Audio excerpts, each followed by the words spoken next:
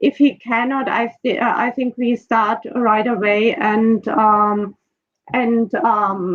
postpone his introduction a little bit. So it's then closing words. Yeah, I'm very sorry for no, this. it's no problem. We will manage. No problem. I think Jan is with us also.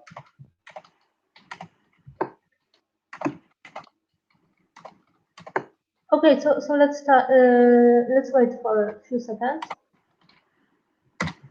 So I will start. Okay. Okay, you can change the slides using arrows. There is with these arrows. Yes. So yes, okay. It's okay. Okay. Yes, that's okay. So.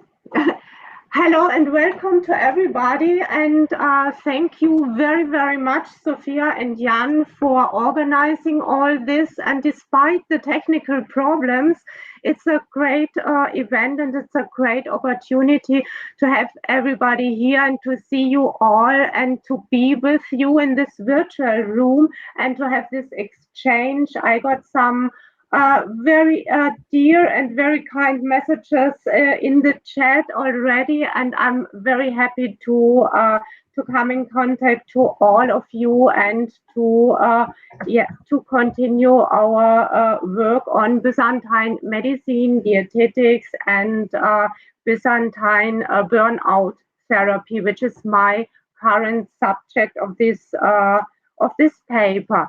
And I will start with the Actuarius John Zacharias, who was a high-ranked physician in Constantinople, belonging to the city's intellectual elite, and especially being part of a circle of scholars gathered around the Emperor Andronikos II Palaiologos.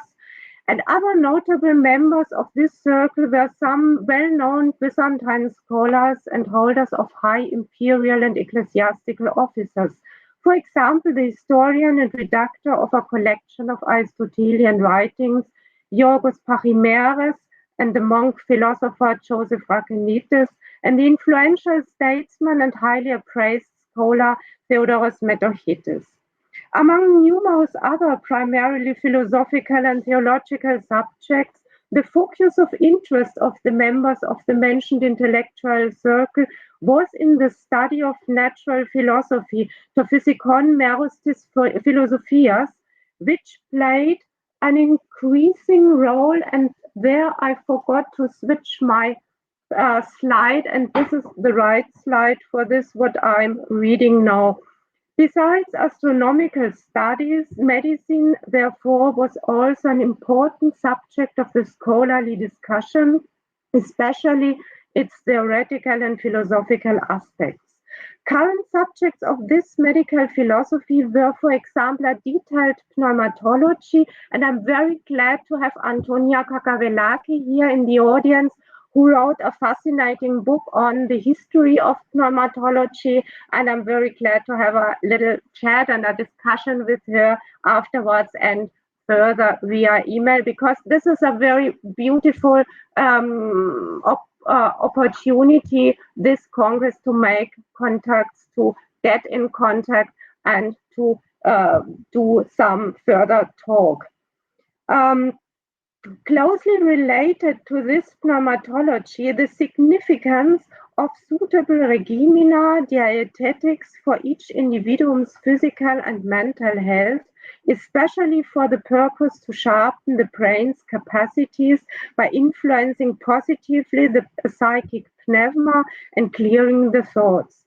Due to this development, the writings of Aristotle were studied and commented intensely, a development which finally led to some sort of Paleologian renaissance of Aristotelian studies.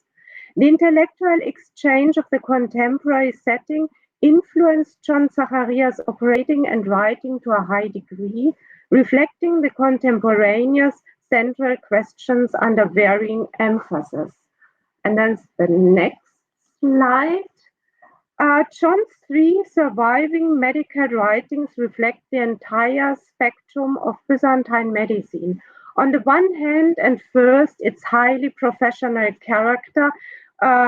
This is on urines. This is the professional writing.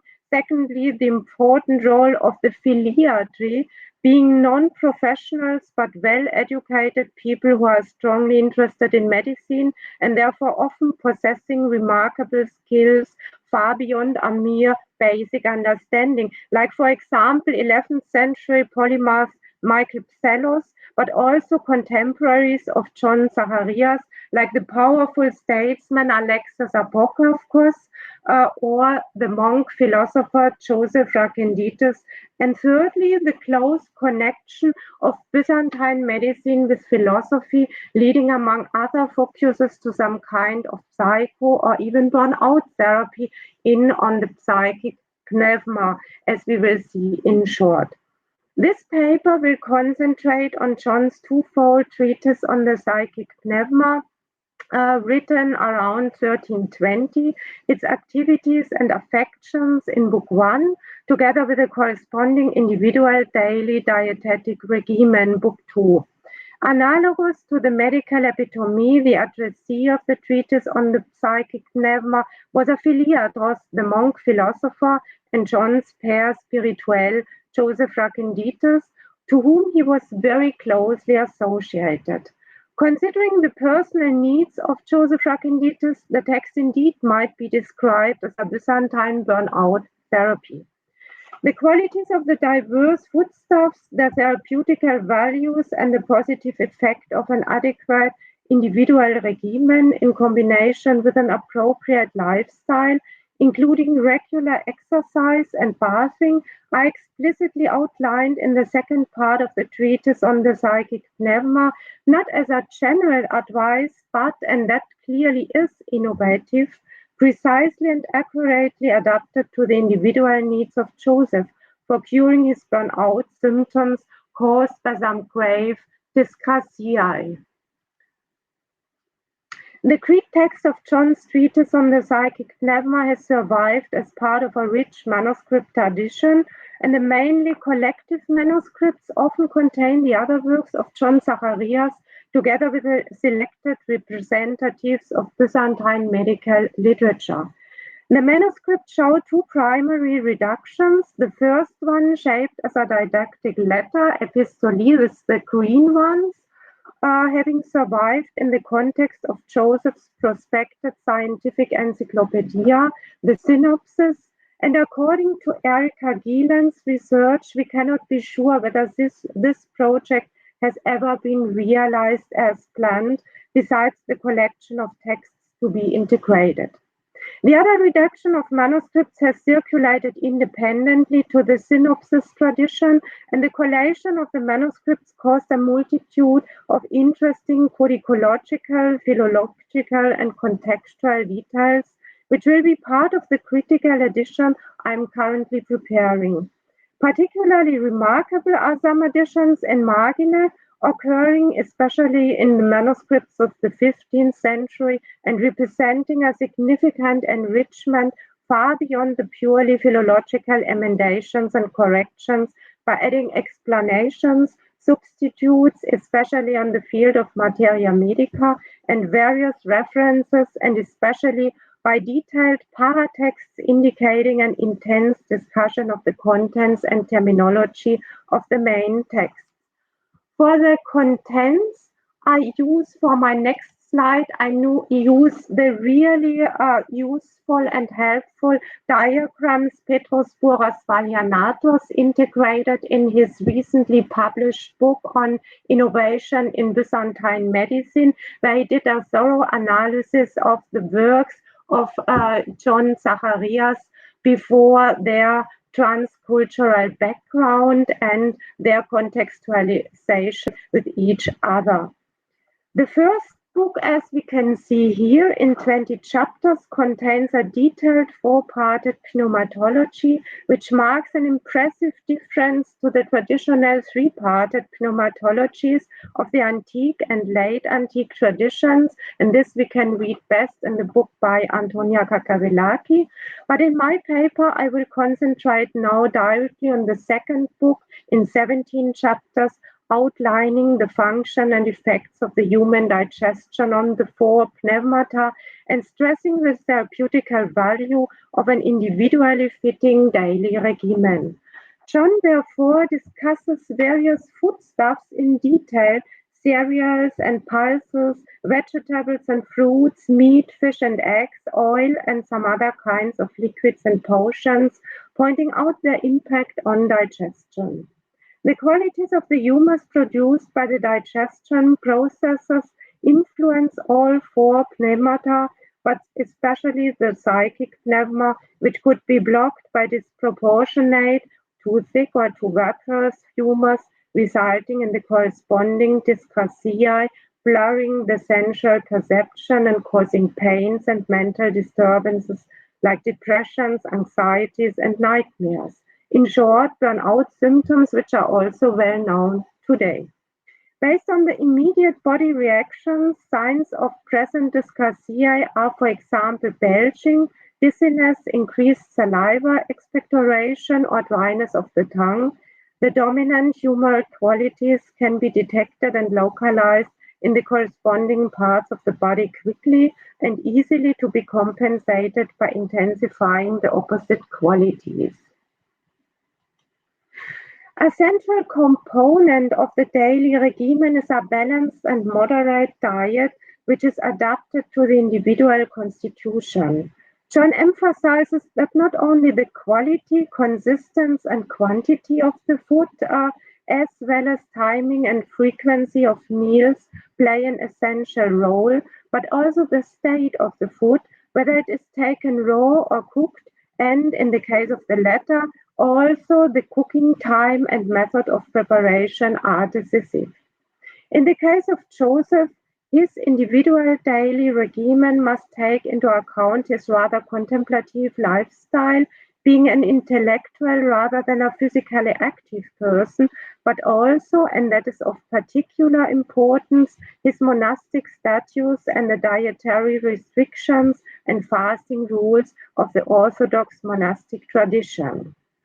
John starts his discussion with of the different foodstuffs, which clearly is based on the relevant works of Galen and Paul of Aegina, but varying and individually adapting the order of the sections and also the focus of the foodstuffs, with the cereals being the quotation, the one foodstuff common to all people equally, end of quotation, divided in numerous different types and appearances, lighter ones as well as richer ones, differing from each other by color, density, and nutritional value.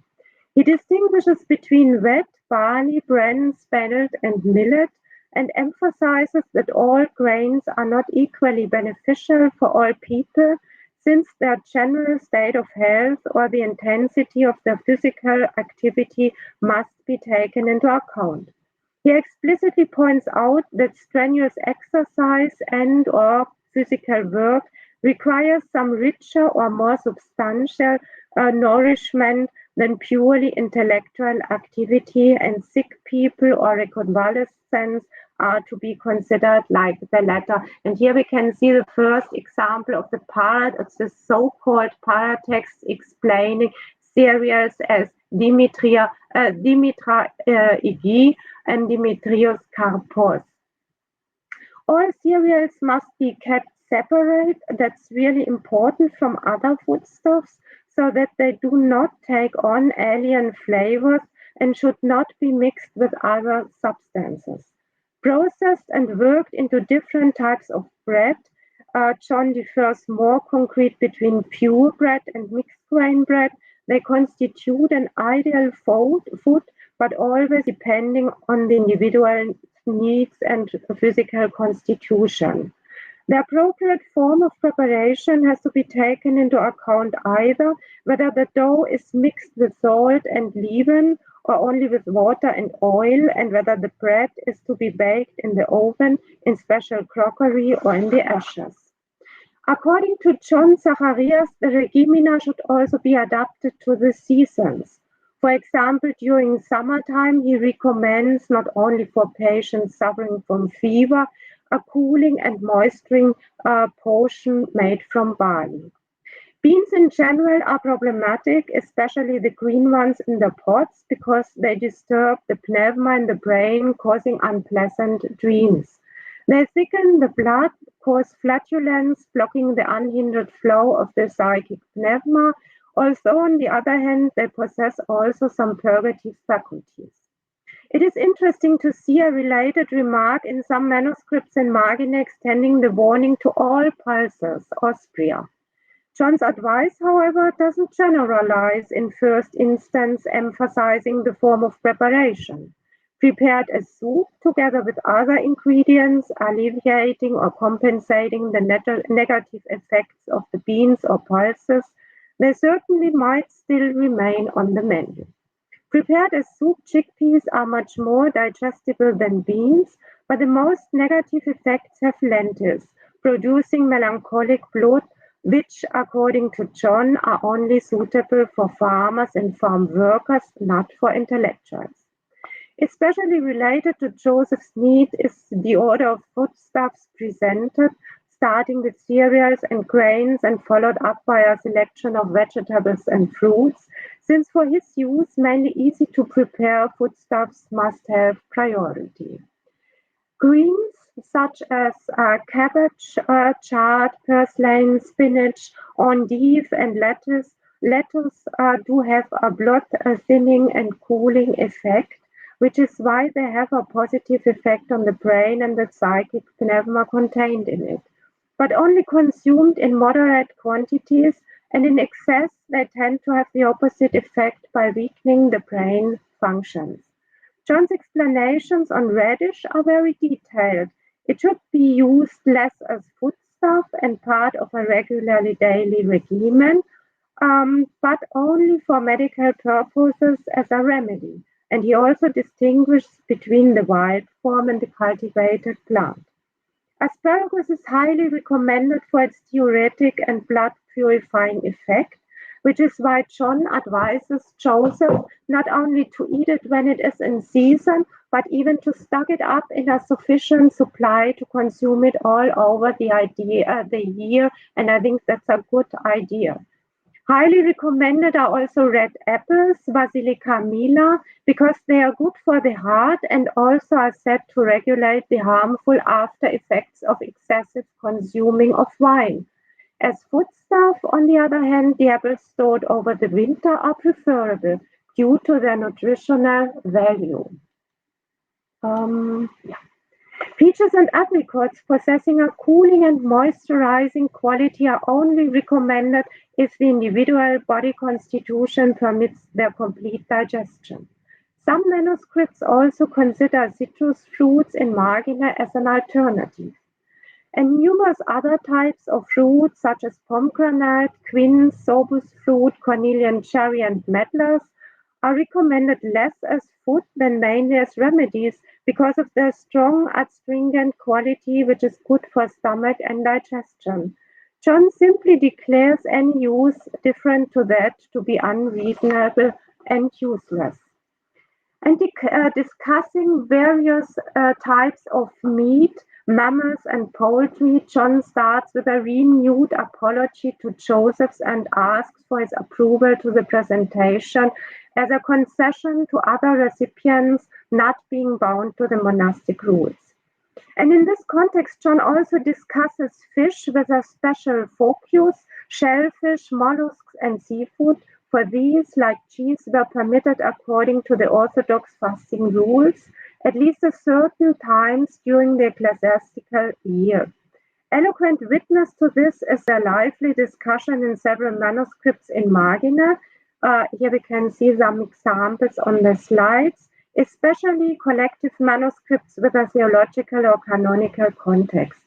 The relevant paratext shows several versions, a shorter and a longer one, while the longer version contains an extremely large and detailed list of all the species being to be understood as shellfish and mollusks and therefore permitted to eat. Concerning the nutritional value, John distinguishes between higher quality sea fish and lower quality freshwater fish due to the poorer water quality and the less exercised animal. Concerning liquids and potions, John states rosé wine as the most digestible and beneficial, and where water is concerned, one should take care to ensure that it is as pure as possible, why spring water is the most suitable. It should not have acquired a strange smell or taste. Milk is used in 3 different forms: whey-like, butter-like, and cheese-like. Whey is to be used exclusively as a remedy having high medical value due to its purging effects, but less value as a foodstuff. Goat's milk is to be preferred to sheep's and cow's milk, and among all the different types of cheeses, fresh cheese with the lowest possible salt content is to be preferred to more mature types. Generally, highly salted, cured, or pickled food is to be avoided by all means because, quotation, everything salted produces putrefaction and spoils the blood. This must be taken into account above all others, end of quotation. And this sounds really very modern if we are looking at our modern nutritional recommendations. Honey is particularly beneficial in winter and especially for older people as it will counteract a rather chilly body mixture. John recommends to distribute the consumption of food over the day as following: 2 parts to be taken around midday and another one at nightfall. And this rhythm is compatible with the monastic rules, but developing a custom, it will help Joseph keeping from not eating regularly and sufficiently. And in summary, it could be said that John certainly didn't reinvent dietetics, but clearly has redefined and refocused it in the meaning of an individual burnout therapy, aiming at a pointedly and successful therapeutical concept, curing precisely diagnosed symptoms.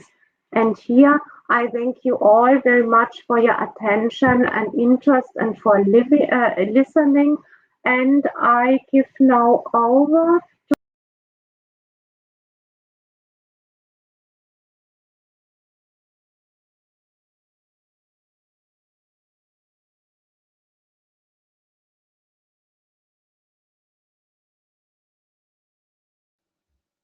Isabel, are you with us?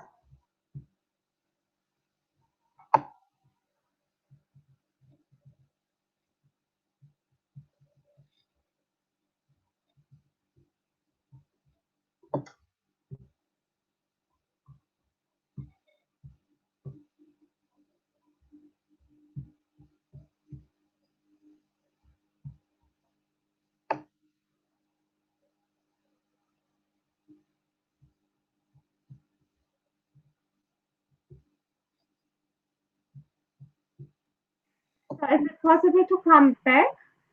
Yes, yes. Yes, okay. Now I'm to here. So I wanted to switch over to for doing the next introduction because he decided, and we all decided to do a collective discussion at the end of our panel for giving the other speakers the opportunity to follow up now. And I think it would be a good idea for the participants and the audience to make some notes for making it possible afterwards in the collective discussion just to share thoughts and to put maybe to put all the presentations in some form of dialogue. So Günter, are you with us?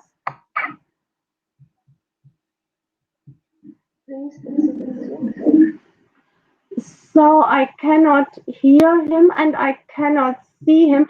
So maybe I will say just some little words about our next speaker, Danilo Valentino. Danilo is a Byzantinist, and he's affiliated currently at the LMU of Munich. Günter, here he is. Yes, hello. that's great.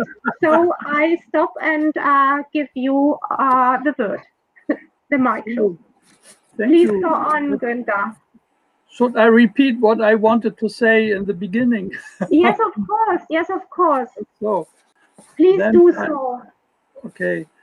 Then I excuse me for, I don't know what happened, but I wanted to begin at our session to say Dzień dobry.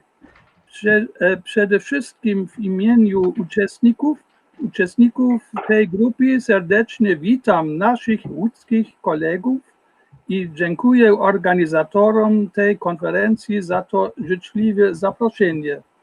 So, good afternoon, dear friends, colleagues, ladies and gentlemen. My name is Günter Prinzing. My affiliation is the University of Mainz. It is a pleasure for me as moderator to welcome you and to open the panel on Dietetics as medicine for body and soul, dietary qualities in Byzantine medical medicine. It was on behalf of the panel's participants that I just expressed our deep gratitude to the friends and colleagues of the Ceranea at Lodz, the organizers of the third Ceranea conference, the first session in the Porphiry chamber.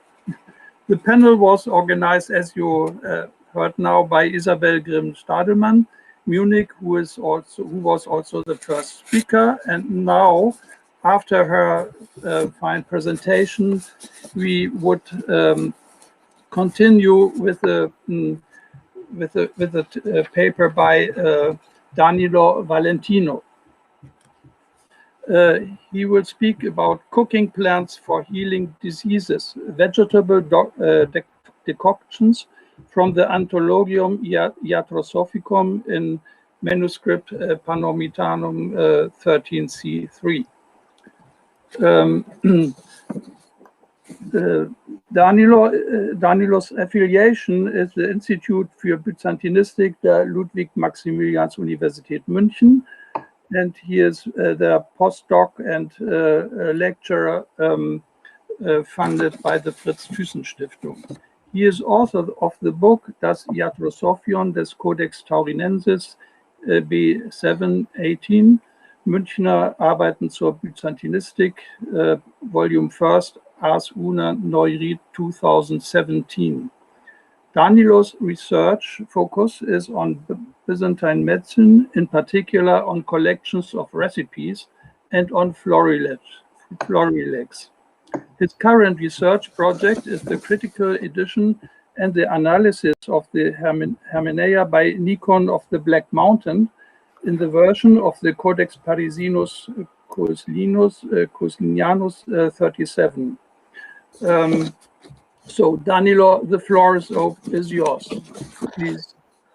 Thank you very much, Professor Prinzing, for this kind presentation, and thank you to all organizers. Oh.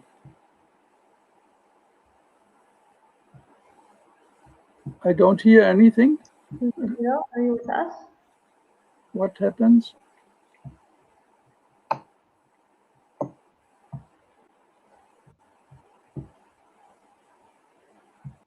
Does it work now? Now it's going. Okay. Yeah. Okay, well, just to understand whether it works, the presentation. Okay. So yes, now I think it's okay. Okay, it works. I wanted just to thank you, Professor Prinzing, for this kind introduction, and all organizer for making possible the organization of this conference. And now I will start with my paper. In the panorama of the Byzantine medical literature, a significant typology of texts is represented by anonymous collections of medical recipes. These works, intended for practical usage, rely on the healing properties of vegetal, animal, and mineral ingredients, and their production increased in the late and post-Byzantine era. In this text, the contents are divided in chapters, and the therapy is based on elements of both learned and popular medicine. Only very rarely, the same Greek medicine recipe book can be found in more than a single manuscript, as the language, compilation techniques, selection, and sequence of the recipe usually differ.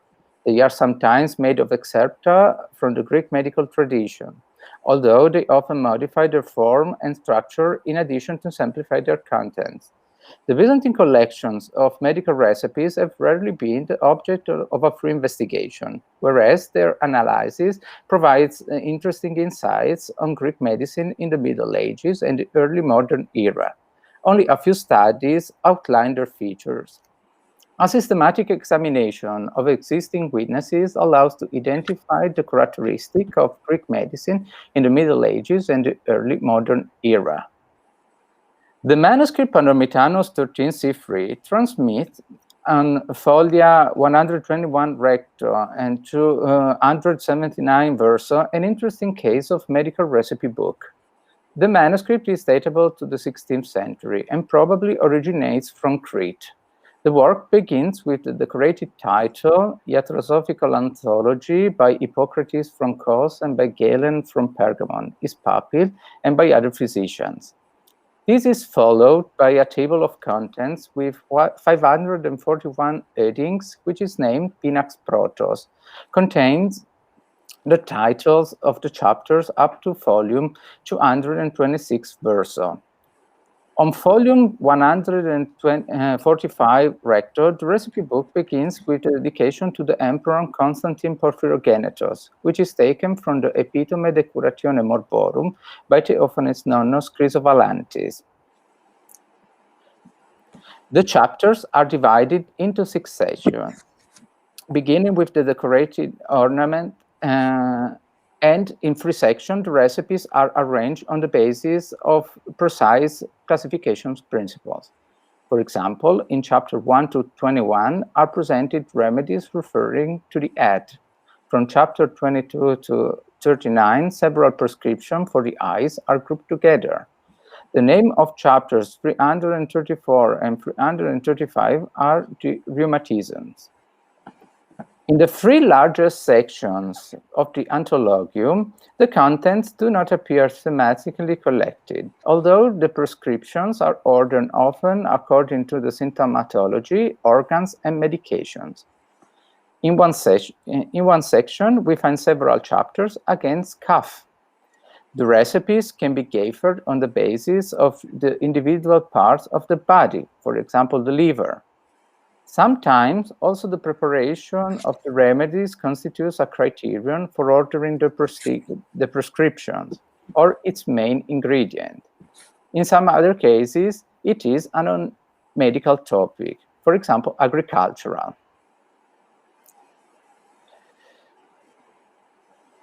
Furthermore, the chapters are sometimes repeated, and not infrequently the headings in the Pinax and in the main text are translated into Italian. The Italian translation were probably added after the manuscript was brought to Sicily in the 18th century. Relevant for the constitution of the medical knowledge in the Anthologium are the contents belonging, in accordance to a modern vision, to learned medicine. However, an essential part of its therapy is represented by iatromagic traditions. In the recipes, the iatromagic content depends especially on the ingredients, for example, the holy water of the Holy Epiphany, on the nature of the therapy, for instance, prayers, or on the procedure of therapeutics. And an example is the so-called transplantatio morbi, that is the ritual transmission of the disease to a carrier object, usually an animal, like in a passage where St. Constantine is invoked for the transmission of the ague to a lame black dog. The language and the structure of the chapters in the Anthologium Iatrosophicum from Palermo insert a practical function. As to the language, this shows a clear proximity to modern Greek, has no literary pretension, which leads to grammatical imprecisions. On the other hand, the chapters begin with a heading which mentions mostly an illness, a part of the body, a kind of compound, a therapy goal, and a therapy process. The headings are followed by a description of various remedies with information on their composition, preparation, use, and application. Often the exact quantity of the ingredients is specified. It is interesting to notice that in the chapters, information on the diseases with a list of symptoms or theoretical explanation may be added. This aspect, together with the use of a specific terminology, for instance, phagolithias, a kind of phlebotomy, also present in the manuscript Vaticanus Grecus 299, transmitting the prostage, is common with the Xenonica, that is the medical text produced in the hospital, and points out the origin of the manuscript for Xenon. And especially for this reflection, I want to thank you at this place, Isabel Grimm-Stadelmann, for sharing with me a loggia of opinion during our discussions. Numerous chapters in the Anthologium Iatrosophicum are drawn from the classical Greek and Byzantine medical tradition. As common in Byzantine medicine, the text is attributed already in the title to various medical authorities, in particular Hippocrates and Galen. Several remedies, too, are explicitly referred to the two physicians, for instance, in a plaster for headache. Likewise, some recipes can be ascribed to earlier medical authors, like Dioscurides. In some cases, the names of the works are mentioned in addition to the authors, as in the case of Galen's Therapeuticon. As usual in the Byzantine practical usage medicine, the sources mentioned in the text are actually not to be identified. Nevertheless, in many places, excerpts from other works are used without further indication. The major source is the Epitome de Curatione Morborum by Theophanes Nonnos Chrysovalantis. Furthermore, among others, extracts from the pseudo-Galenic work De Remedis Fallibilibus can be identified. Some chapters are taken from the De Materia Medica by Pedanius Dioscurides, some others from the Cyranides.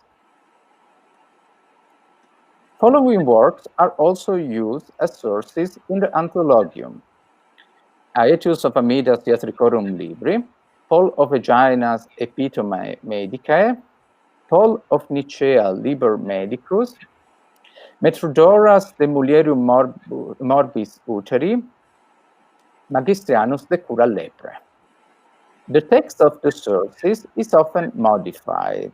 Interesting examples of modification are to find in the recipes transmitting decoction, which I'm going to present in the next slides. As usual in the Byzantine medical text, a large part of the therapy in the Anthologium Iatrosophicum is made of plant ingredients. Their administration methods are different. Usual preparations with them are decoctions. In the Palermo manuscript, the Greek terminology for the decoctions is rich. These can be defined in different ways, such as apothema, aphepsima, vrasma, epsima, and thema. Also, the nature of vegetable decoction in the text can be variegated. These are often constituted by only one plant. See the following Wormwood apothemon in a chapter on pain and fever of the head. Decoctions can be prepared often also with more vegetable ingredients. For example, this remedy with myrtle, lentils, and oak galls for teeth suffering from a flux and wobbling. Sometimes ingredients are boiled together, animal ingredients are boiled together with vegetable ones. An example is a decoction made with crayfishes and sesame oil for thick calluses on the feet. Plant decoctions are frequently used alone as medical treatment. Alternatively, these can be prescribed with other ingredients, for instance, with old wine in a case of a erythema as remedy for intestinal pain and colic. In the Anthologium, the decoctions are administered in different ways. The most diffuse is giving them to be drunk. See a quince of epsima, which is suitable for a patient to stop vomiting. Sometimes decoctions should be rinsed. This is the case of a treatment with olive leaves, which helps against frogs on the tongue, a particular kind of inflammation, when it is rinsed. Moreover, decoctions can be powdered. For example, frostbites on fingers and toes can be healed by powdering them with enough epsima of beet and lentils or veggies. Rarely, decoctions should be applied on a part of the body. In a frame of a fomentation for people suffering from dysentery, the patient is advised to put on the anus a wine plasma before sitting on a chair or on a lavatory. The uses of decoctions are mostly therapeutic. However, this can be suitable for problems not directly related to illnesses. For instance, in chapter 99, it is described a water lily apothema which kills louse on the head and softens hair. Another case is a vanwort of epsima, which is given to be rinsed for stinking bad breath in chapter 478. Interesting is also the presence of plant decoctions in recipes transmitting iatromagic traditions. In chapter 230, an epsima of marshmallow root is suggested together with drinking rabbit brain as well as eating a rabbit. The iatromagic power of a rabbit-based ingredient occurs often in the Byzantine medical literature. In the Cyranides, rabbit brain is a therapeuticum for making children's teeth painless when it is rubbed on their gums. Like the other contents of the Anthologium, decoctions are often to find in chapters which are drawn from the Byzantine medical tradition. The source for them is the Epitome de Curatione Morborum by Theophanes Chrysovalantis. An example is the aforementioned chapter 127, presenting apothemata with myrtle, lentisk, and oak galls, as useful for teeth suffering from afflux and wobbling. In the passages from Byzantine medical tradition, the recipe containing decoctions are often modified. In some cases, their ingredients are different from those in Theophanes Chrysovalantis' work. For example, chapter 11 describes a phlegm drying purgation for the head and recommends a vinegar epsima boiled with oregano, savory, marjoram, and pennyroyal. As a substitute to the vinegar decoction in the Epitome de Curatione Morborum is used cooked grape juice with vinegar. In the Palermo manuscript, information about the administration of decoction can omit details from the sources. An interesting case is the vanwort decoction in chapter 478. In the medical recipe book, this should be rinsed in the morning in case of stinking bad breath. In addition to the morning rinsing, in Theophanes' work, myrrh should be chewed afterwards. Sometimes a decoction can be added to a list of ingredients in a remedy from the Greek medical tradition. For instance, in chapter 497, a salvia of epsima can be used against itching. This is absent in the source, where only bean, lupin, or sweet bay flour, as well as capers, are recommended as therapeutics. The decoction in the Anthologium Iatrosophicum, in manuscript from Palermo, represent an important part of the work and offer a deep insight on its features. Considering the use of preparations deriving from Byzantine medical traditions, The Anthologium is strongly related to the previous Greek medical works. Nevertheless, the recipes can be in some aspect different from their sources. In regard to the practical nature of the text, we can hypothesize that information change on the basis of a specific knowledge of the ingredients and the diseases, probably because the sources and manuscripts were written in diverse historical periods and geographical areas. In conclusion, the Anthologium Iatrosophicum provides important information on Greek medical texts in Middle Ages and the early modern era. Its decoctions bear evidence to the survival and transformation of Greek medicine throughout the Byzantine millennium. Thank you very much. Thank you very much, Danilo, for your fine presentation of a very interesting collection of recipes. Yeah, then we can proceed to the next speaker. This is Elias Valiakos. Elias will talk about dosage of drugs and diet for treatments in Nikolaos Myrepsos Dynameron. Elias is affiliated to the University of Thessaly at Larissa as senior teacher in the Department of Nursing in the School Health Sciences. He is author of Das Dynameron des Nikolaos Myrepsos, Erste Edition Heidelberg 2019, and Nikolaos Myrepsos Dynameron Critical Edition Heidelberg 2020. They are both books are accessible in open access. Elias' research focus is on Byzantine medicine, history of pharmacology. His current research is still dealing with the extensive work by Nikolaos Myrepsos and manuscripts containing medical recipes. Now, Elias, the floor is yours, please. Thank you very much. I have only one question: how I can presentation the PowerPoint to see? I don't know this. Sophia, maybe can you help us? Yeah, what about the presentation? Yes, you should be able to share your screen right now. Am I right?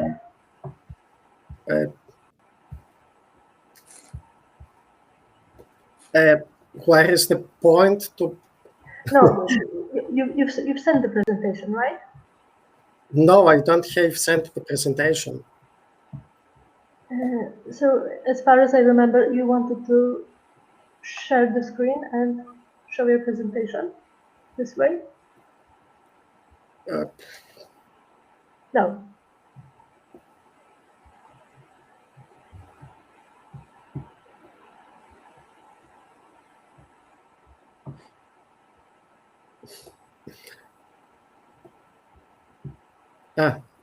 Elias, yes.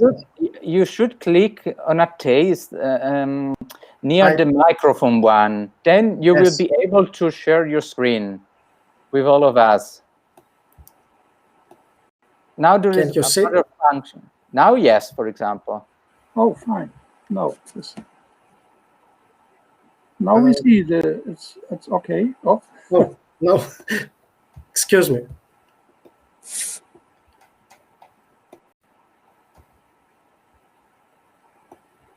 It's okay now? Can you see the presentation? It's okay? Yes. Yes. Excuse me for the technical problems. We'll see the presentation.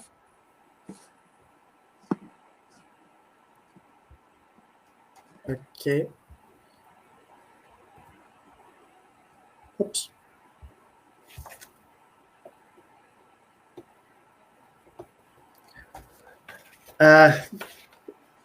Dosage of drugs and diet for treatments in Nikolaos Myrepsos Dynameron. The Dynameron of Nikolaos Myrepsos is the most extensive and richest recipe book in the late Byzantine era. It includes the previous knowledge from antiquity to the middle of the 13th century. In this book, we read recipes of Hippocrates, Archigenes, Galen, Dioscorides, Aetius of Amida, and many other medical authors. As a medical manual, it always records one of the most important elements of the administration of each prescription, which is, in addition to the ingredients, the dosage. Dosage in drugs play a very important role. It is what determines the success of the recipe itself. In addition, it has always been very important whether a medicinal product would be given before or after a meal, in the morning or in the evening, a different amount for young people or adults, and even another for men and another for women. In addition, many prescriptions recommend a specified nutrition after taking the drug.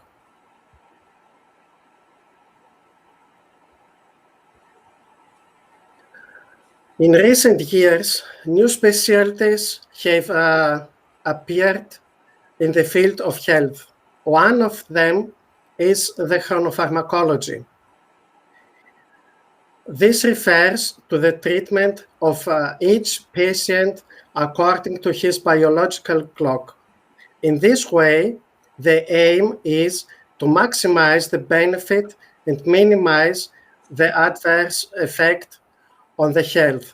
Since the genetic function of the human body is programmed to function in 24-hour cycle, this cycle has been termed the so-called circadian rhythm and determines sleep and diet, while it can change body temperature, neuronal activity, composition hormones, cell regeneration, and other biological activities.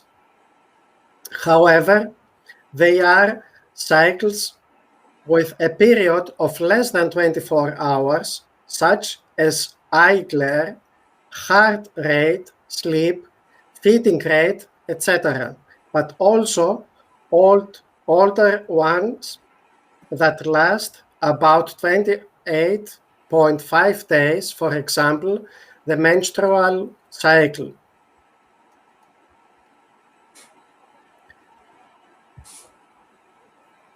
Each recipe in Dynameron can be divided into 4 sections. In the first part, they essentially introduce the recipe, the name of the recipe, or the person who prepared or delivered or recorded it is mentioned. Then, in the second part, are noted the diseases to which the prescription applies. The third part contains the components of the drug, which, in many cases, in addition to plants, herbs, or spices, we also find animals, their anatomical parts, or their byproducts, as well as a few minerals such as stones, earths, metals, rusts, ashes, etc. These ingredients are always by the dosage with reference to their weights or measures of the time they were recorded. And in the fourth and last part of each prescription is mentioned the way of administration of the medicine and preparation of the prescription. In other words, in this part of the recipes, the instruction for its use are recorded. Until today, we have studied the ingredients mentioned in the recipe of Dynameron. This Nikolaos Myrepsos treatise contains 2,167 recipes. These include more than 300 plants, 93 animals, 16 anatomical parts of different animals, and 34 animal byproducts, as well as 58 minerals, as well as decoction extracts and refreshing drinks. We also studied and researched the diseases and ailment that Nikolaos Myrepsos notes in his treatise. The present study, the present presentation, focuses on the fourth part, on the prescription, which, from a pharmaceutical point of view, is one of the most important elements of prescribing. This is no other than the dosage. Dosage in drugs have a very important role. At the same time, in many prescriptions of the Dynameron, both the way and the time of administration of the medicine are mentioned. To be successful, a prescription, the preparation must be administered before or after a meal, in the morning or in the evening, in different quantities for young people and adults, or in some recipes in another form or dosage for men and for women, with a specific diet or nutrition before or after taking the medicine. And finally, depending on the disease which the doctor must apply or administer the drug, this should be accompanied by appropriate drink. This means that any ingestion of fluid may not accompany the use of the drug, because then the value of the diagnosis of the disease to which the drug or prescription applies is at stake. Finally, we find that many instructions for use of Myrepsos recipes are still applicable today.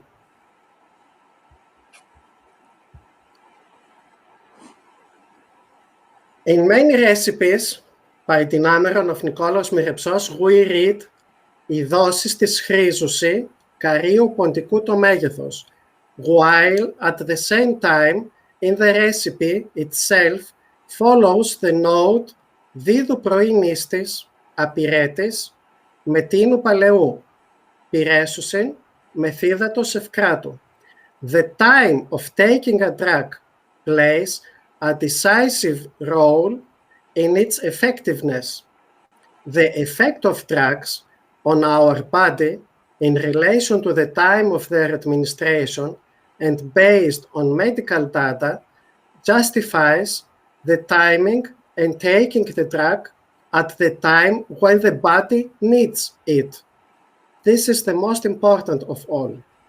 The empirical determination is made at which hours of the day the symptoms of each disease are more intense, but also the hours when various hormones are secreted in the body, so that each drug, depending on the disease for which it is intended, not to be given accidentally at any time of the day, but at the moment when its action will be enhanced and its side effects will be reduced. Due to the limited time, as in every conference, we will mention below only some of the chapters and some cases of the dosage of the drugs from Dynameron. The most dangerous hours for a heart attack are the evening or the first hour in the morning after waking up. This is because the blood pressure and the heart rate in the morning record the highest value of the day. it is recommended not to forget to take the morning and the night doses of the relevant medications. At Dynameron, the medicines for heart diseases are recommended to be given once a day in the morning on an empty stomach, it is fasting before, and accompany with a cup of old good wine or with a rose water. Less times, it is recommended to take the recipe before going to bed and to drink, after taking the recipe, a cup of eucalyptus honey. Sometimes is suggested twice a day in the morning and in the evening, and rarely these times a day, 3 times a day. It is even recommended to give a whole trochet for adults, half for young people or teenagers, and a quarter of them for young children. In this formulation is preferred to swallowed with saliva.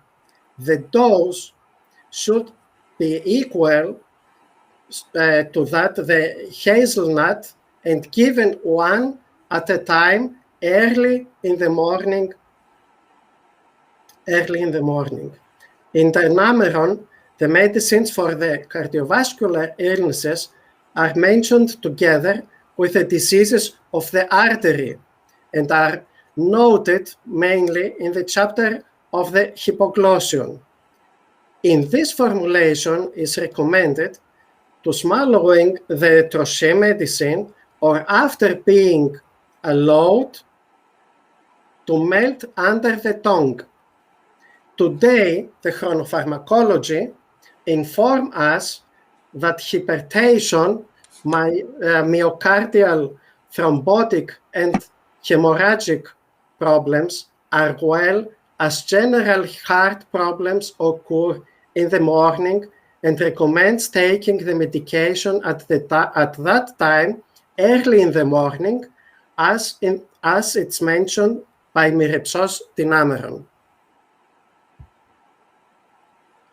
Diseases of the respiratory system, like asthma attacks, occur mainly at night when the airway is narrow and are at a lower level.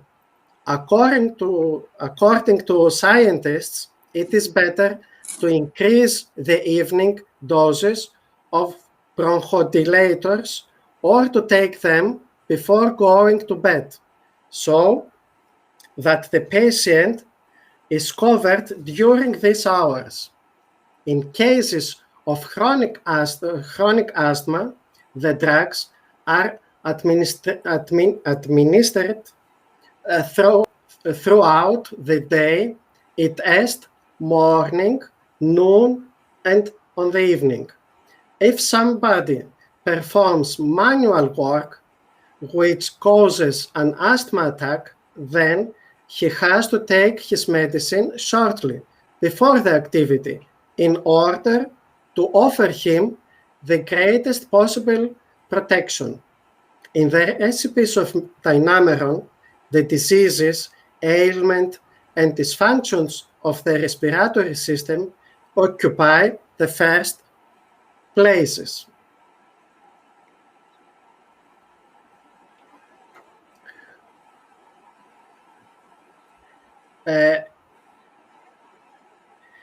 The cough, colds, flu, and rhinitis is recommended to take the prescription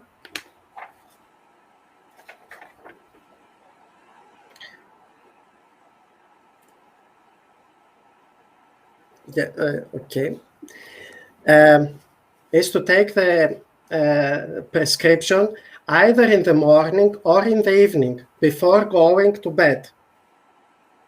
Asthma and dyspnea in general give the medicine every morning on an empty stomach with Melicrat or with lukewarm wine or oxymel or rose water or cups of goat milk, but for children to be given a quarter of this dose.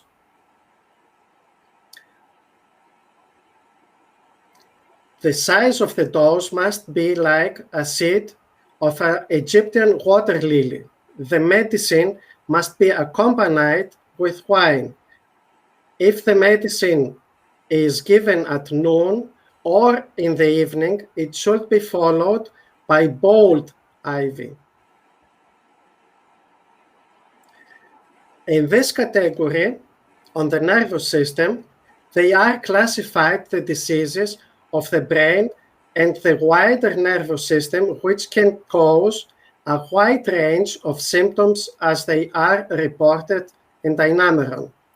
Disorders such as epilepsy, depression, sadness, fainting, lethargy, anesthesia, or coma for the treatment of mania range, that is, lethality and mania, are recommended drugs which must be given a dose of an once. This intake should be accompanied by a drink that, if the patient has a fever, it should be with oxymel, while if he hasn't fever, he should accompany the drug with hydromel, which he will drink slowly. This should be taken for 3 consecutive days. All doses should be equal. After the 3 days and after 3 days without taking medication should be given again for another 3 days. Another medicine is recommended to be given again with 2 cups of oxymel for 40 consecutive days. Another recipe recommends taking a spoonful vinegar before the onset of symptoms. Small pills in the size of grain and between 9 and 70 granules can also be administered depending on the intensity of the pain before the patient falls asleep, accompanied by eucratomel or lukewarm water. Especially for epileptic and inches of preferred, which the patient will inhale with a funnel from each of the nostrils.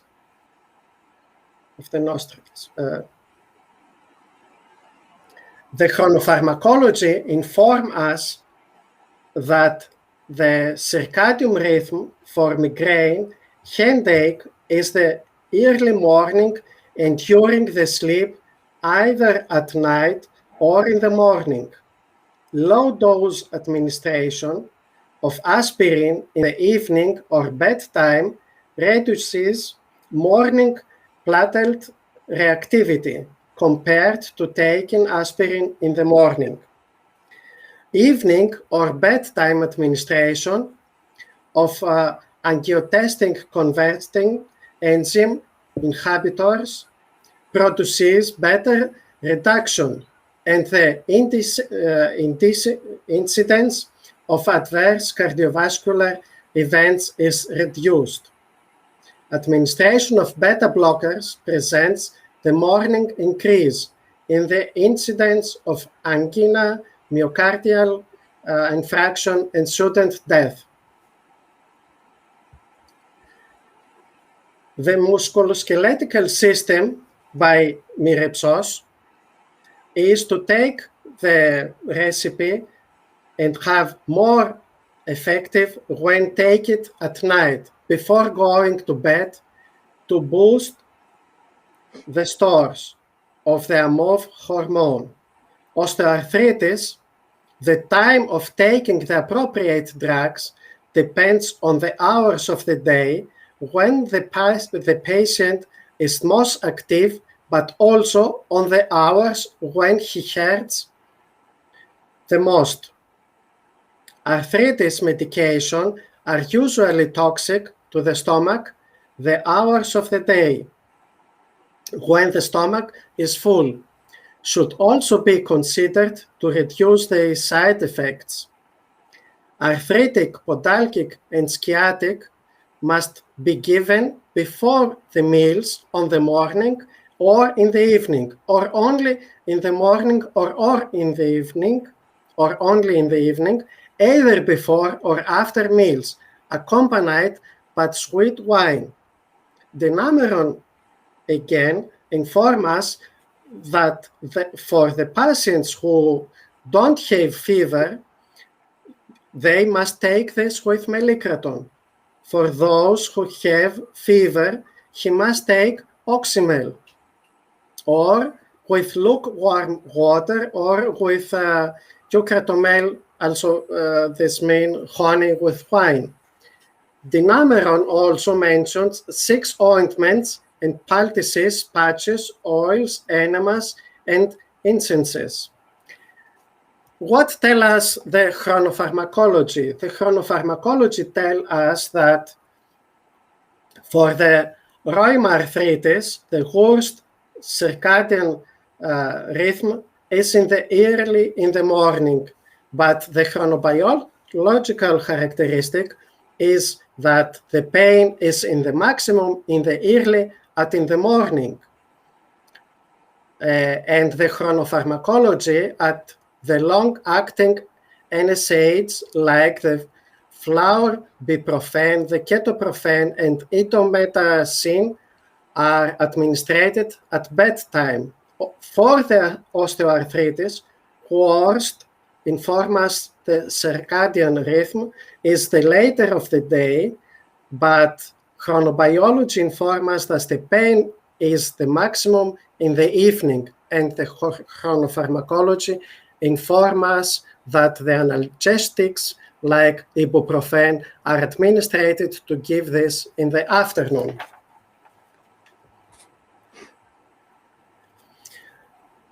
Gastrointestinal system inform us, Dynameron tell us that the vasodilation, where the drug is administered morning and night with rose extract or wine.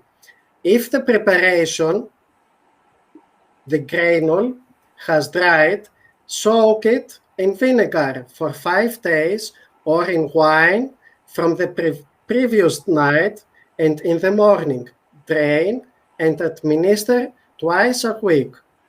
And indigestion, where the drug is administered on the empty stomach according by acid.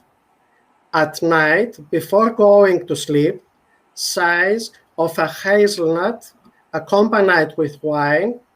If the medicine is wet, give sweet wine at the morning and night.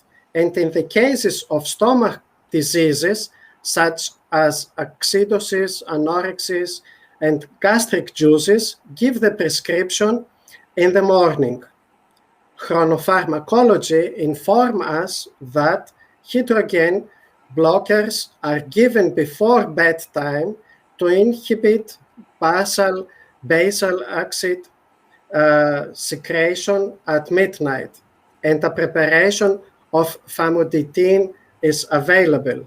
Chronobiological characteristics tell us that basal gastric acid secretion peaks during the midnight.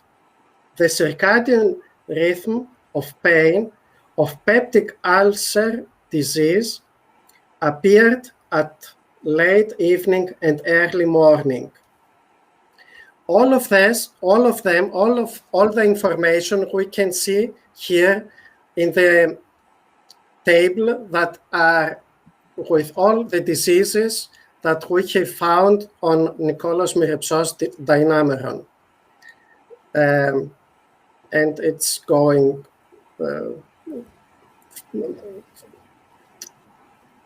in the next page. And we can see all the diseases when the recipe must follow with a drink, when, and the form and the size. Thank you very much. Yeah, thank you very much, Elias, for your very detailed paper and the most interesting prescriptions by Myrepsos for so many cases. It's very impressive, the text, and I can understand that it's quasi a lifetime work to study this text, it seems to me.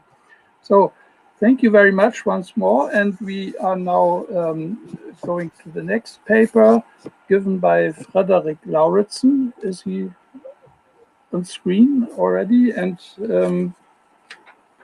Frederick Lauritzen will speak about Kekaumenos. Hi.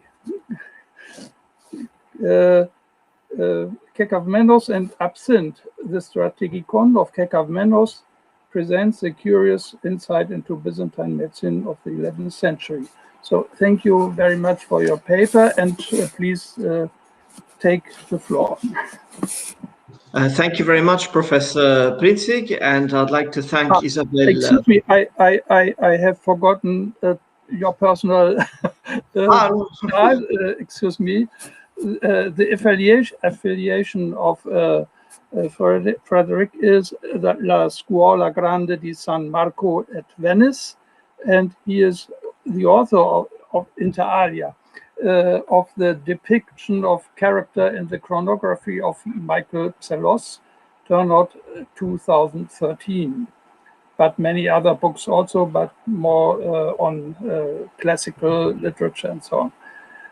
His research focus is on Byzantine literature in the 11th century, and his current research project is the Byzantine Platonism, 284 to 1453.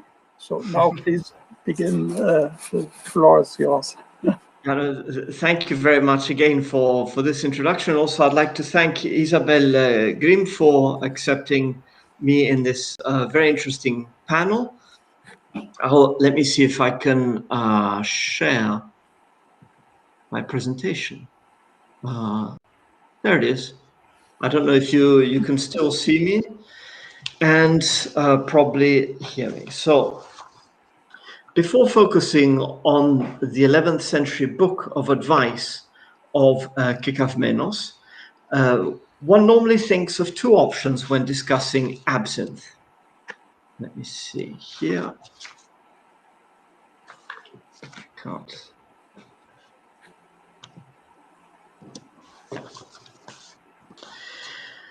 The first is a 19th century alcoholic drink, which was famous for creating hallucination and inspiring writers and painters such as Van Gogh.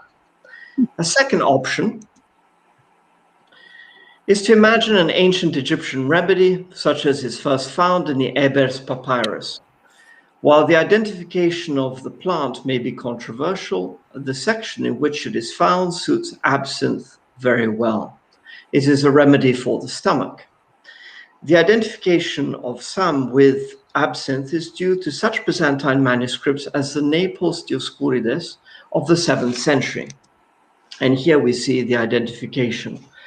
It is very curious. I still have to ask some experts, but it seems like the word "somi" present there in the Greek is actually not Coptic. So that opens many questions about how they knew what the word for absinthe was in Egyptian.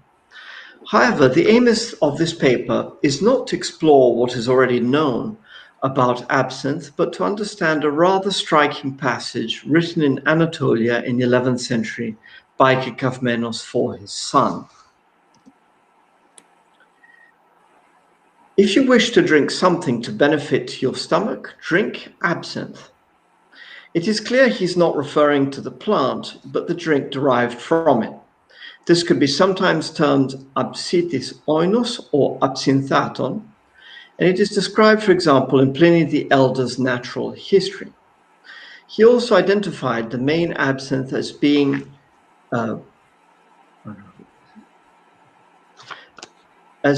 from the Pontus.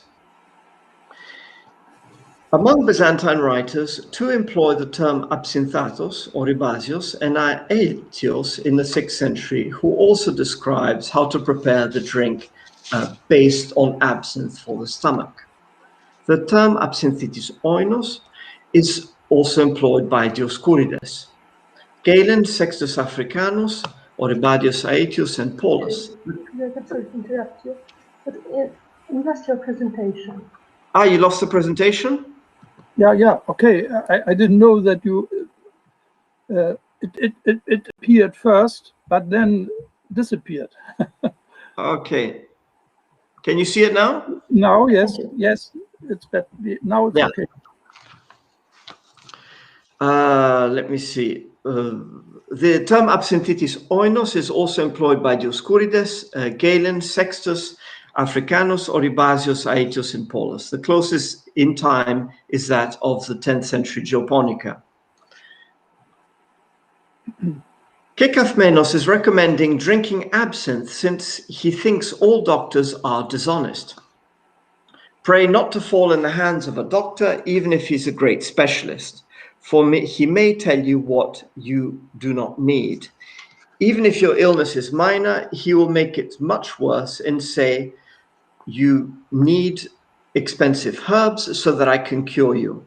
Once he has taken your money, he says it is not enough to buy it. Then he takes even more.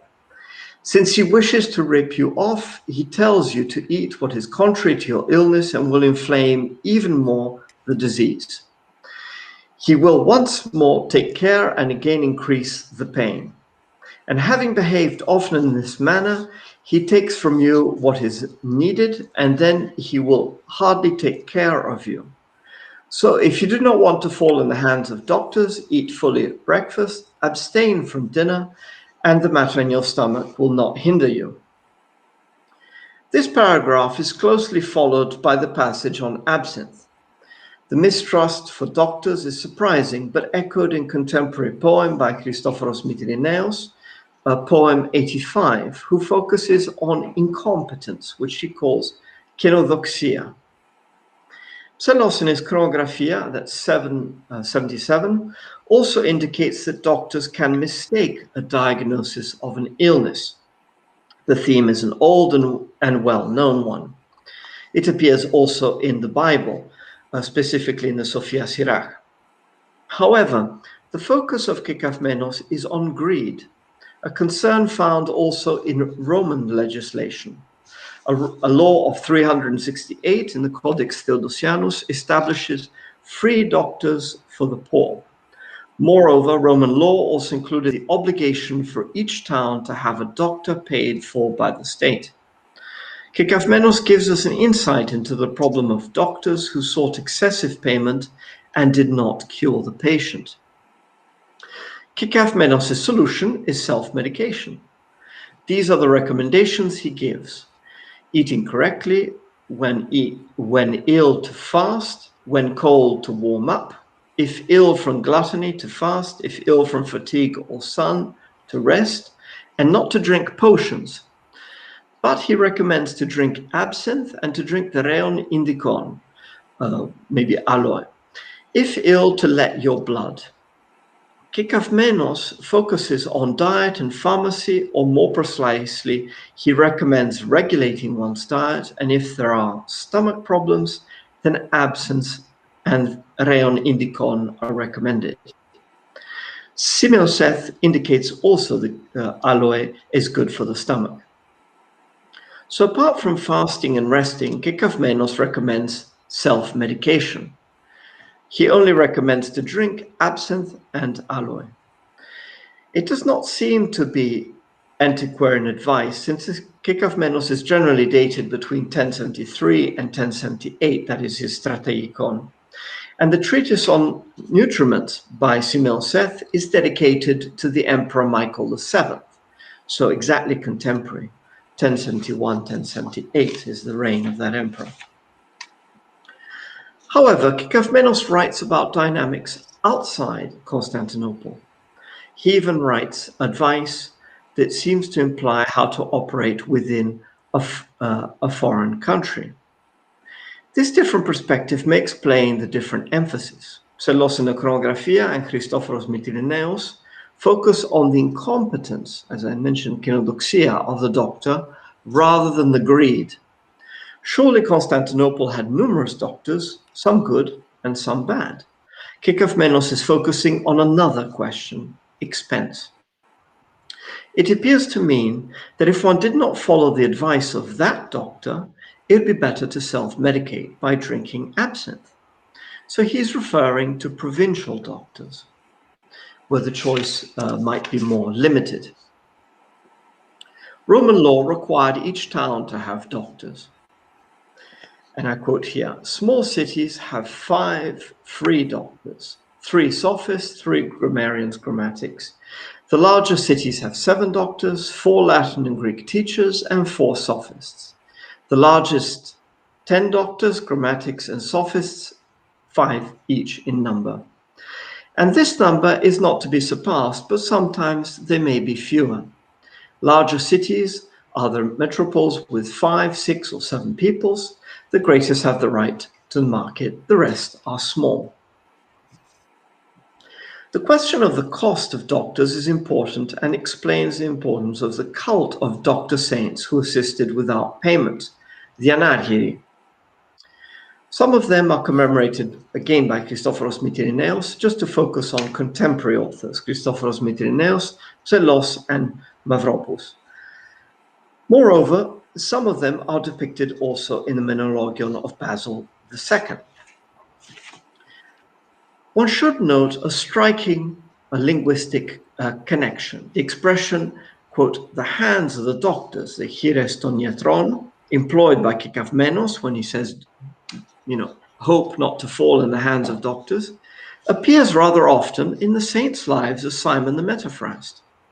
Indeed, in the lives of Simon the Metaphrast, one finds a number of doctor saints, Cosmas and Damian for the 1st of November, Cyrus and John, that's the 31st of January, Tryphon, 1st of February, Samson, 27th of June, Pantaleimon, 27th of July.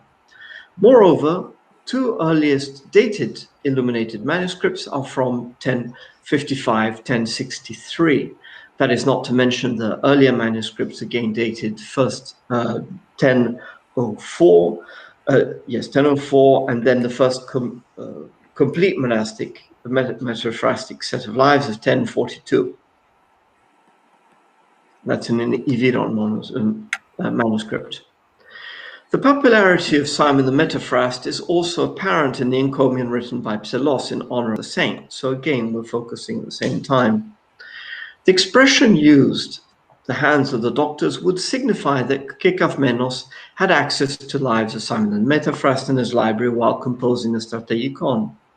It would imply that a provincial library could have such a book and is confirmed by the will of Eustathios Boilas of April 1059, which had 4 volumes of metaphrastic lives. In his list of books, there seem to be no medical or pharmaceutical texts.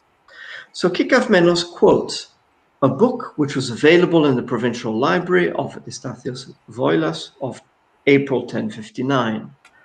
However, the solution for preparing absinthe means he had a medical recipe book in his own library. Since he appears to be part of the army, it appears logical that he should have some sort of medical advice at hand. However, Boilas's lack of medical manuscripts would mean that there were also other libraries, however small, which would provide such medical knowledge locally. Given Kekaumenos' distrust of doctors, it means that wherever he was, there were at least 2 sets of pharmaceutical manuscripts available locally, his own and the greedy doctor's one.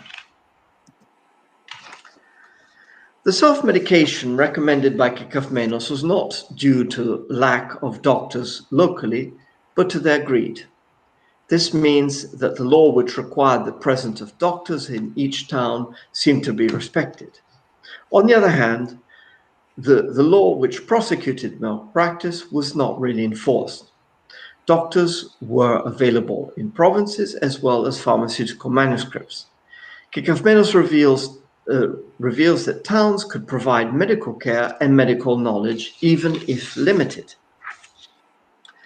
The 2 manuscripts displayed here on the left of the screen may be considered symbols of these 2 traditions described.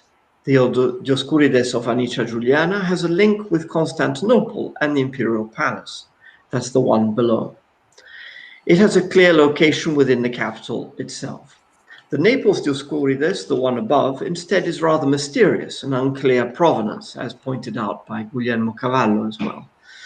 Kekaumenos recommends reading his privately owned manuscript and to self-medicate rather than to consult a doctor. Such a manuscript as the one that Kekaumenos used could be something like the Naples Dioscurides. The Ebers Papyrus of ancient Egypt, the Vienna and Naples Dioscurides, explain how to prepare remedies based on absinthe, but they do not tell us the readership of these texts. Kekaumenos reveals that in the 11th century Anatolia, he knew of at least two categories using such texts: doctors and local administrators or the military. One should not imagine that the readers were ideal. The problem Kekaumenos raises is that if the Roman Byzantine law was enforced and each town had at least one doctor, then there were at least two types of readers, the doctor and the self-medicating patient.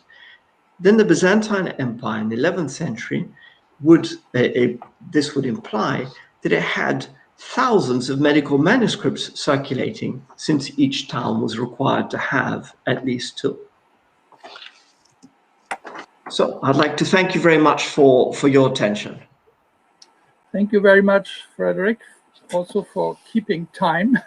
And we are, this was a very interesting paper, I think, because it's not talking of medical details, but more for the distribution of doctors in the Byzantine Empire and the readers, the public of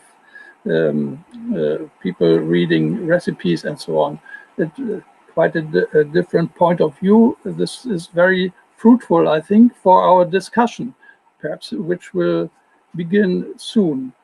So we have now, I think, the session will close at latest about 3 o'clock in the afternoon, and we have now 14:41, I think. So we have quite 15 minutes for discussion, and so I thank you very much once more, and I open the floor for the discussion. And who wants to begin with? If you would like to ask questions, please raise your hand. The option is in the chat box, where you can see the smiling face. Where do we find the hands to raise? In the chat box, Professor. I saw it, yes. Where's the smiling face? Yeah, I see.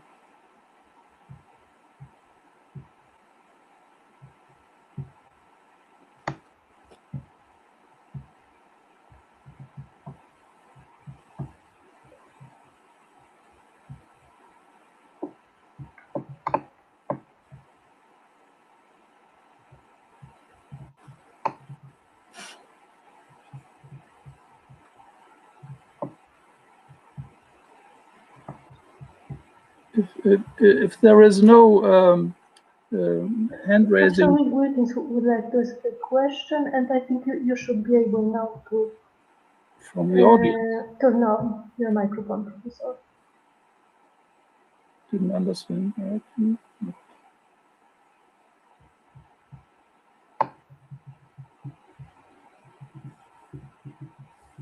Isabel, you want to say something, Isabel?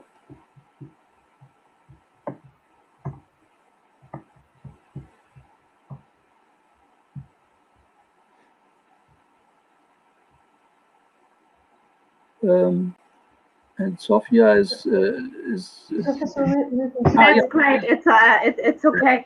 So I just wanted to start with thanking very, very deeply to all of the participants, and especially to you, Günter, for moderating and fighting with all the technical problems. Yeah. And we succeeded at least, and that's marvelous. And I wanted to say a very, very deep thank you to all of you, to Danilo, to Elias, and to Frederick for presenting so interesting and really fascinating research subjects. And now I'm sure there will be a very, very good discussion, and maybe we can connect our papers a little bit for doing a little bit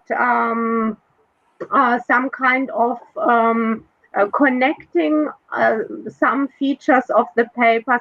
And I leave you the floor. And I've seen the first question came by John Wilkins, and I'm very happy he's with us now, because we emailed a great deal the last days, and he's a great translator of Galen, and I'm sure he will have to say many, many things which could help us and to put our research on another or on some more substantial fields. Please, John, start. You're very generous, Isabel. I sent Isabel, people might have seen, I sent Isabel a couple of points in the chat, which were really about how close her author John is linked to Galen. I thought on Ceres, that is Intibus, and on Mollusks, it did sound very like Galen. And then Frederick's very interesting paper, it made me think of Cato the Elder, who had no time for doctors. It's a real standard view of the Roman Republic, that Greek doctors take away your money, and what you should do is medicate your own family. Of course, his wife and son both died from his medication, but his main medicine was cabbage. And I think that the choice of Frederick was talking about absinthe, habrotonon in Greek, in Galen's Greek, I mean. And in Galen on Simple Medicines, he has an enormous article on habrotonon. And it seems to me that Kekaumenos has chosen in habrotonon or absinthos, he's chosen a plant with many medical applications. It's like Cato choosing cabbage. You also mentioned aloe. These are very, very good medical plants. So if you are determined to avoid all doctors, that's quite a good choice of plant to use. Thank you. Yes, thank you for that. I think the reference to Cato had escaped me, but that's very, very good. I'll add it in the printed version. What is funny is that they all seem to think that absinthe grows all over the place in the Pontus, and Kekaumenos may have been rather close to that sort of area. So he may not only be picking a plant that worked, but the only one available locally.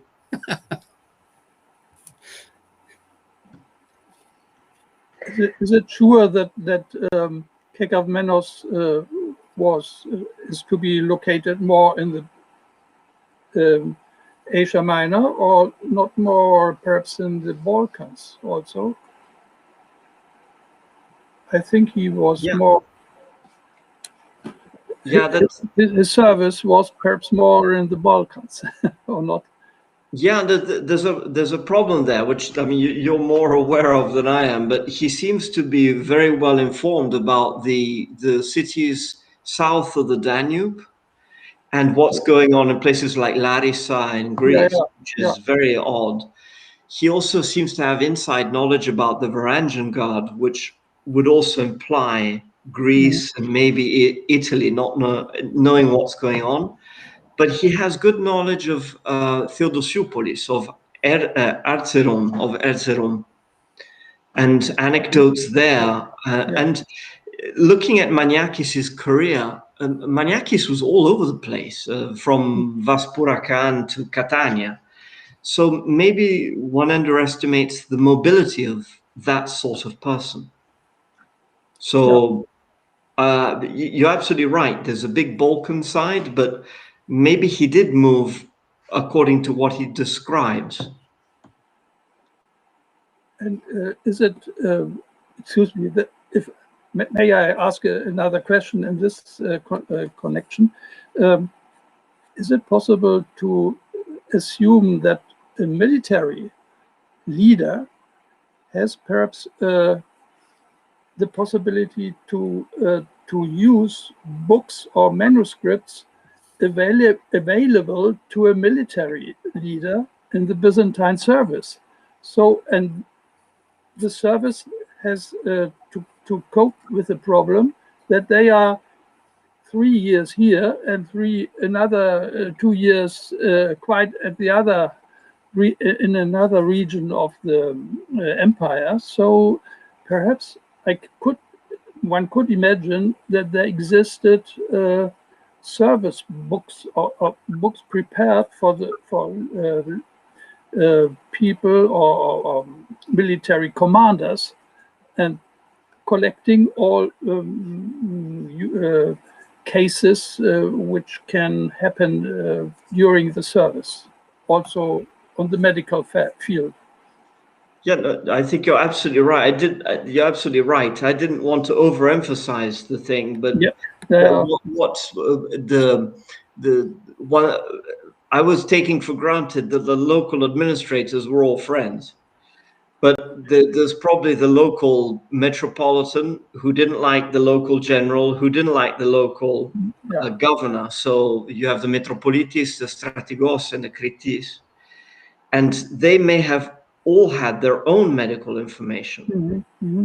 And then you'd have the doctor. So you could actually imagine at least 4 manuscripts, but that's all hypothesis. On the other hand, the Naples Dioscurides has this strange thing. I don't know the tradition very well, but people here will be able to correct me. But I was very struck that it has the terms for plants in Egyptian, in Greek, and in Latin. Mm-hmm. And Latin, words written in Latin in a Greek text may signify a military background or bilingual situation. Cavallo opted for the manuscript being in the West, but then we have to explain why the Egyptian words are there. Mm-hmm. So it's rather, it seems like everyone had their own Google doctor with them and trying to cure themselves.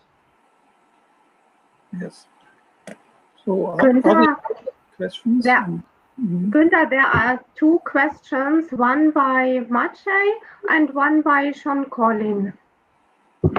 I've seen in the chat. Yeah. Maciej. Yeah, maybe we should start with Maciej. I don't know who is it, but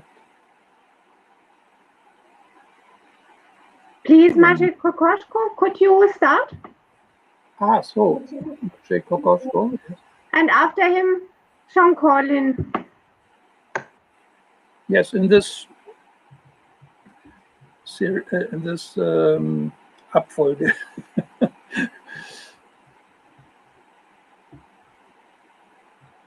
But can we get the Sophia? Yes, Professor Kokoszko, you should turn on your microphone.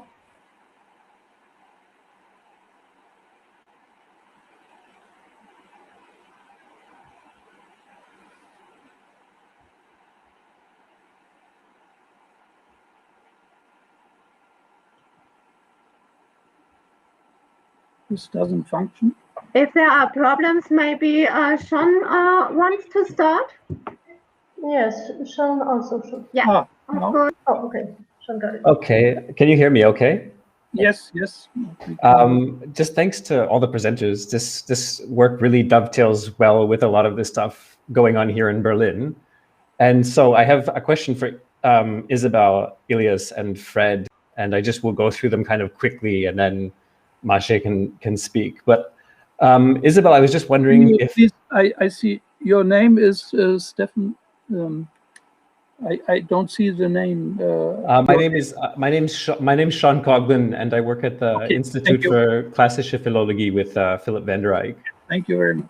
And Isabel, I was wondering, because we've been working on the Pneumatis school here, and I'm doing an edition of the Fragments of Athenaeus of Atalia.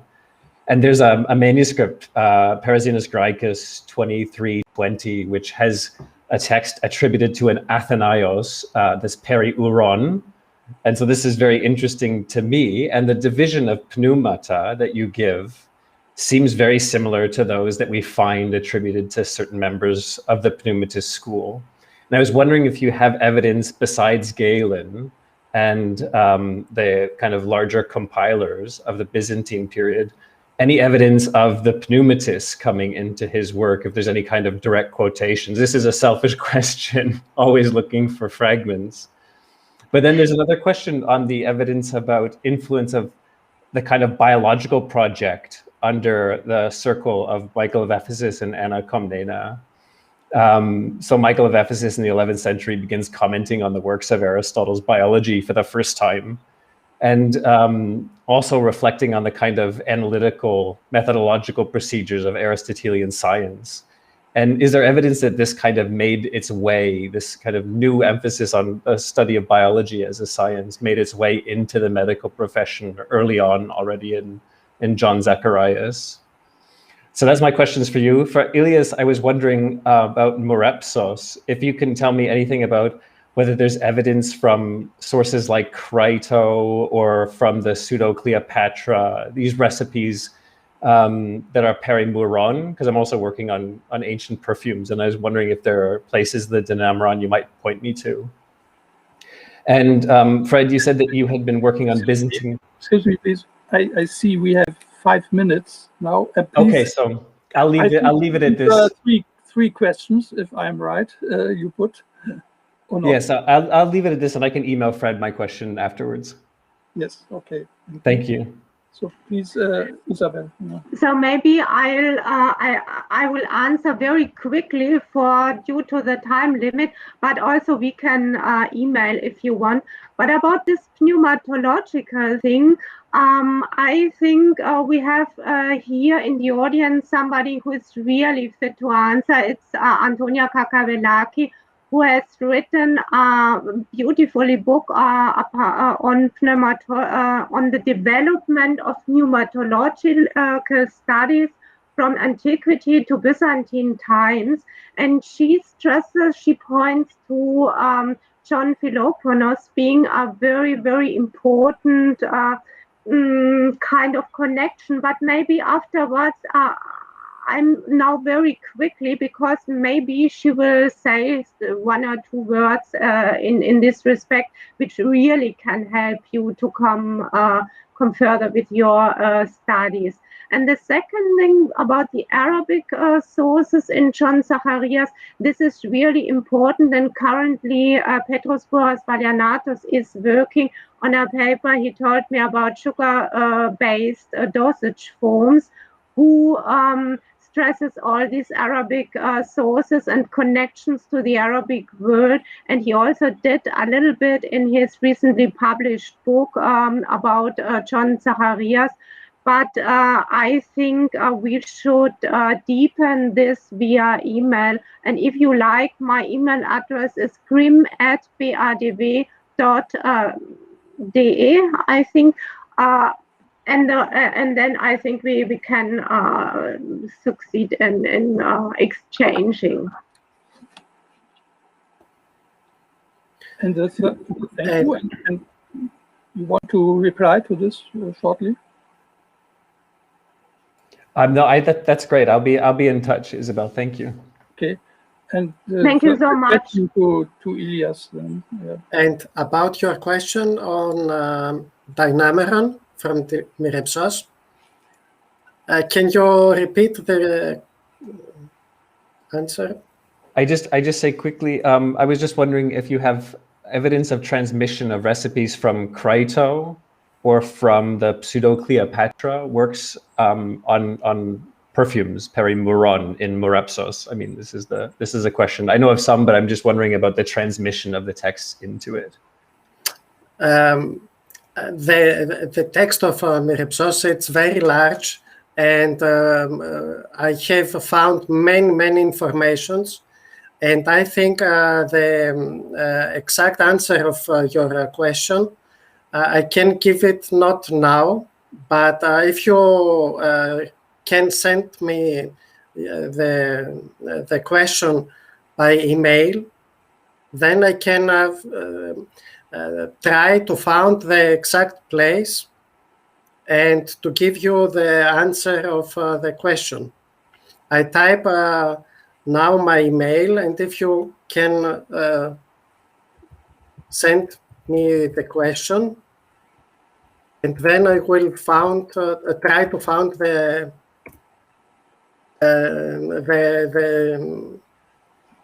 answer of your question. Okay? That's perfect. Thank you so much. Yes. This would be a good solution. So I think we should close now, perhaps. No, the next, there's a comment by Maciej Kokoszko, and I think we shall hear him, because it doesn't matter, I think, if we are 5 minutes over or not. Okay, okay, very good. If you want to have a conversation, please. Professor Kokoszko is struggling with his microphone right now.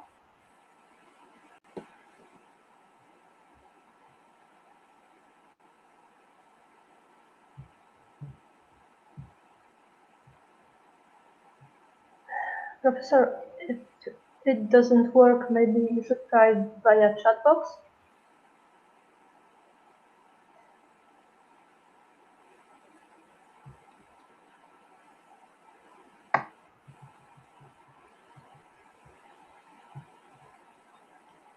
There's nothing in the chat box, but I think he has a problem to unmute. Could you do anything, Sophia? Here he is. Yeah. Perfect. Oh, fantastic. Hello, Professor Kokoszko. No. A very good morning, Professor, to you. Professor Prinzing, I'm very glad to see you after all those years.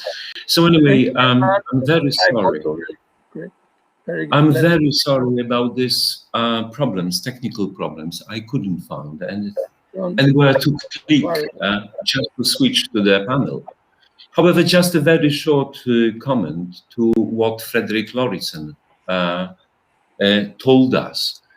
This Absintheaton is, of course, enormously popular, as Professor Wilkins mentioned, but I just wanted to point to one more source, and this is the Recoquinaria, which is attributed to Apicius, in which you will have Absintheaton, one form of it, one variant, of course. And this is in a way telling, yeah? Because if you've got in a cookbook, which also is devoted to something like medical advice, but you've got this wine, because this is simply, an aromatized wine. You've got something like that, so that means that the use was not purely medical, so therapeutic, but also it was a sort of appetizer, which is quite spread all over the society, and I would say that they developed a sort of liking to something like that. Yeah, so one thing. And the other one, which is absolutely straightforward, coming back to Kekaumenos, that when he mentions Absintheaton, he would also at the same time mention something like main ailments the troops were like suffering with, yeah? And those problems of the intestines, and generally I would say something like stomach, but more even diarrhea, yeah, due to something like poor hygienic conditions, and most of all thanks to something like bad water, yeah. And this is something that in a way it is highlighted by the fact that something like that is given.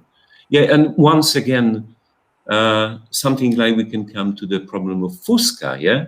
That if you want to drink something which will quench our thirst, we would turn not to pure water, but something that's combining water with something else, yeah, and which is killing germs, like for instance, vinegar, wine, or whatever, yeah. So, and very short, straightforward things which you probably have been familiarized with. And thank you for this stunning thing. And this enumeration of people that are available all over the empire that could give you something like medical advice is really enlightening. And your suggestion that almost in any point there is something like basic information on what should be read and then what should be applied, so what should be prescribed to people, is also a very important fact. Coming back to one another link, like for instance Ravenna, yeah, and and at its medical school, and to something like what presence of basic medical text. So this is basically a commentary, and simply I'm full of appreciation of what you've done and the way you've done it. So thank you. And sorry for this technical problem. No, we thank you very much. No, that's very kind. Everything you've said. No, I'm pleased, and I hope we'll be able to carry this forward as well. Thank you. Yeah. Then we shall close our session. Thank you very much to all participants, and I hope we shall meet again in Lodz at the next Ceraneo, perhaps, but then hopefully in physical presence. That's my wish to us. Thank you, Professor. And this for me is very, say, a particular and very personal, because we both share memories about my late boss, Professor Waldemar Ceran. Yes. And what I said, basically everything is about Ceran and not about creating a monument for him, say, putting a monument of a very touchable or tangible, say, character, but more of stimulating research, because I think that this is the most precious like gift to Professor Ceran. So, I'm sorry. Thank you very much. Yes. It was moving, Professor. I remember also very much when I have been still with Professor Ceran in Watch, and where I have met you too. I remember our walk in Lodz. I can only say thank you, Professor. Thank you very much. So goodbye, and then we shall close in order to follow to the other sessions of this day. Thank you very much. Thank you very much, Professor. And thank you, Yeah. all speakers. Thank you very much, Sophia, for help, for technical help. No, I'm very sorry for all troubles and issues, but I'm still learning. No, you did marvelously, and that's perfect. And we coped with all the problems splendidly, and thanks to everybody. And I hope so. See you soon in one of the other panels. Thank you very much for sharing this panel with me. Thank you, Isabel, once more. Thank you. Goodbye. Thank you. And we will meet here at 4 o'clock for those who would like to come. Goodbye. Goodbye. Thank you.